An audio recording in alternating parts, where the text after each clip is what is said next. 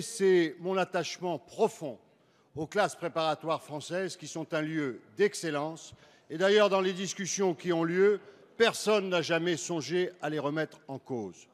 Deuxièmement, dire mon attachement, et j'y compte de nombreux amis, aux travaux menés par ces professeurs dont nous reconnaissons tous le mérite, d'ailleurs au même titre que celui des autres professeurs. Troisièmement, parce que je l'ai entendu, jamais il ne pourrait venir à mon esprit d'opposer des catégories de professeurs à d'autres catégories de professeurs. 8h20, l'invité de France Inter ce matin est eurodéputé socialiste. Bonjour Vincent Peillon. Bonjour Nicolas Demorand. Alors sur la démocratisation de l'accès aux grandes écoles, sujet qui était au cœur du discours de Nicolas Sarkozy hier au monde de la recherche et de l'éducation, quelle est votre position? 30% de boursiers dans les promotions des grandes écoles, a dit le président de la République. Nous sommes, je crois, le seul pays des grandes démocraties occidentales où ce sont les enfants des classes défavorisées qui financent les études des enfants des classes favorisées. Contre nos élèves de classes préparatoires coûtent très cher. Moi, je le dis depuis 10 ans, pour la suppression des grandes écoles. J'ai vu la réaction indignée de Richard Descoings.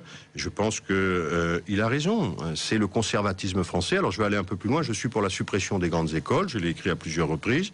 Je pense que le drame du système universitaire français... On supprime les grandes écoles. Oui, on les fond dans les universités, comme ça se fait dans tous les pays avancés du monde. Il n'y a pas de grandes écoles aux États-Unis, il y a des universités d'excellence. Et tant qu'on aura fait les deux vitesses, ça me rappelle l'école communale du début du siècle. Vous savez, il y a l'école pour les pauvres, l'école pour les riches. Voilà. Donc supprimez les grandes écoles, mettez-les dans des universités d'excellence, parce que nous payons pour les enfants des plus riches. Pendant peut-être quelques décennies, nous avons choisi nos élites, dont parlait à l'instant Cohn-Bendit avec un ton un peu populiste, par le grec et le latin. C'était assez curieux pour former la France qui voulait reconstruire après la guerre. On avait besoin d'ingénieurs, mais c'était comme ça. Aujourd'hui, le critère est la sélection. Et c'est assez triste parfois de voir à quel point on appauvrit là la richesse globale des compétences de la nation. C'est la sélection par les mathématiques.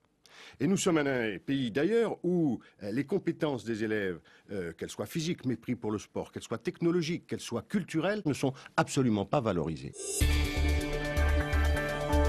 Ainsi, toute la clarté est faite. Ainsi, toute la clarté est faite. Ainsi, toute la clarté est faite.